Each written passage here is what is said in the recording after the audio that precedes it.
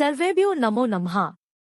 Welcome to Dashavtara series by Isha Predictions. ಭಗವಾನ್ ವಿಷ್ಣುವಿನ ಮೀನಿನ ಅವತಾರವಾದ ಮತ್ಸ್ಯ ಅವತಾರದ ಕತೆ. ಹೇಗ್ರೀವ ಎಂಬ ರಾಕ್ಷಸನು ಬ್ರಹ್ಮನಿಂದ ಪವಿತ್ರ ವೇದಗಳನ್ನು ಕದ್ದನು. ಈ ಕಳ್ಳತನವು ಬ್ರಹ್ಮಾಂಡದ ಸಮತೋಲನವನ್ನು ಕುಂಠಿತ ಮಾಡಿತು. ಈ ಘಟನೆಯಿಂದ ದುಃಖಿತನಾದ ಬ್ರಹ್ಮನು ಸಹಾಯಕ್ಕಾಗಿ ವಿಷ್ಣುವನ್ನು ಪ್ರಾರ್ಥಿಸಿದನು. ವಿಷ್ಣು ತ್ರಿಮೂರ್ತಿಗಳಲ್ಲಿ ಸಂರಕ್ಷಣೆಯ ಹೊಣೆ ಹೊತ್ತಿರುವವನು ಕ್ರಮವನ್ನು ಪುನಃ ಸ್ಥಾಪಿಸಲು ನಿರ್ಧರಿಸಿದನು. ಕದ್ದ ವೇದಗಳನ್ನು ಹಿಂಪಡೆಯಲು ಮತ್ತು ಸೃಷ್ಟಿಯನ್ನು ರಕ್ಷಿಸಲು ಮತ್ಸ್ಯ ಎಂದು ಮೀನಿನ ಅವತಾರದಲ್ಲಿ ಬರಲು ನಿರ್ಧರಿಸಿದನು.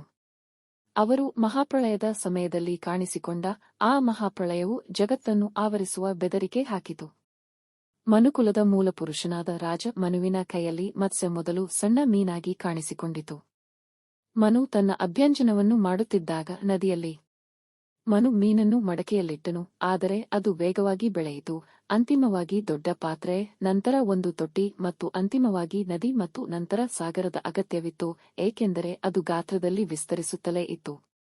ಎಲ್ಲವನ್ನೂ ನಾಶಪಡಿಸುವ ಸನ್ನಿಹಿತವಾದ ಪ್ರವಾಹದ ಹಾಗೆ.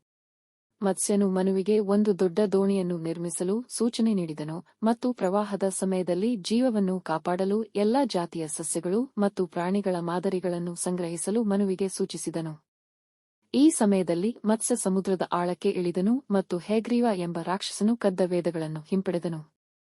ಪ್ರವಾಹದ ನೀರು ಕಡಿಮೆಯಾದ ನಂತರ ಮತ್ಸ್ಯ ಬ್ರಹ್ಮಾಂಡದ ಕ್ರಮ ಮತ್ತು ಜ್ಞಾನವನ್ನು ಪುನಃ ಸ್ಥಾಪಿಸಲು ವೇದಗಳನ್ನು ಹಿಂದಿರುಗಿಸಿದನು.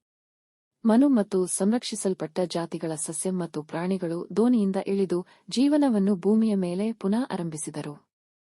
ಮತ್ಸ್ಯ ಅವತಾರವು ಹಿಂದೂ ಪುರಾಣಗಳಲ್ಲಿ ರಕ್ಷಣೆ, ಸಂರಕ್ಷಣೆ ಮತ್ತು ಸೃಷ್ಟಿಯ ಸ್ವರೂಪವನ್ನು ಸಂಕೇತಿಸುತ್ತದೆ.